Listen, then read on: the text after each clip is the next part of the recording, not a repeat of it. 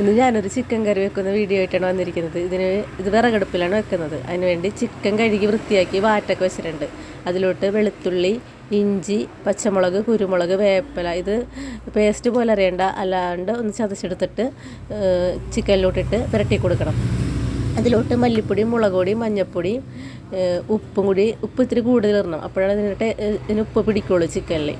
എന്നിട്ട് ഇത് ഞാൻ റെസ്റ്റ് ചെയ്യാൻ വെച്ചിട്ട് ഒരു ചട്ടി ചൂടായി വരുമ്പോൾ വെളിച്ചെണ്ണ ഒഴിച്ചിട്ട് ചിക്കൻ വറുക്കാൻ ഇടണം. അധികം വെളിച്ചെണ്ണ ഒഴിക്കേണ്ട ഇതിലോട്ട്. വെളിച്ചെണ്ണ ഇതിലോട്ടായി വരും.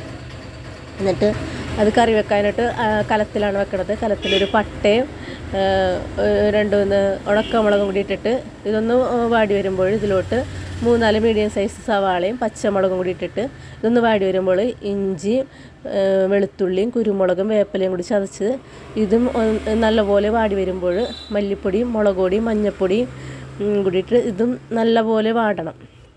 എന്നിട്ട് അതിലോട്ട് ചിക്കൻ വറുത്ത് വെച്ച ചിക്കൻ ഇട്ട് കൊടുക്കണം അതിലോട്ട്. എന്നിട്ട് ഞാനൊരു അരമുറി തേങ്ങയുടെ പാല് പിഴിഞ്ഞെടുക്കുന്നുണ്ട്. അതും ഇതിലോട്ട് ഒഴിച്ചു കൊടുത്ത് ഉപ്പിട്ട് ഒന്ന് തേങ്ങാപ്പാലൊന്ന് പയ്യെ വറ്റിച്ചെടുത്താൽ മതി. ചാറ് വേണ്ടവർ കുറച്ച് വറ്റിക്കണം, അല്ലാത്തവർ നല്ലപോലെ വറ്റിച്ചെടുത്താൽ നല്ല ടേസ്റ്റാണത്. എന്നിട്ട് വെന്ത് വരുമ്പോൾ ഇതിലിത്തിരി മസാലപ്പൊടി വേപ്പിലയും കൂടി ഇട്ടിട്ട് നമുക്ക് ഉപയോഗിക്കാൻ പറ്റും. നല്ല രുചിയുള്ള ഒരു കറിയാണത്.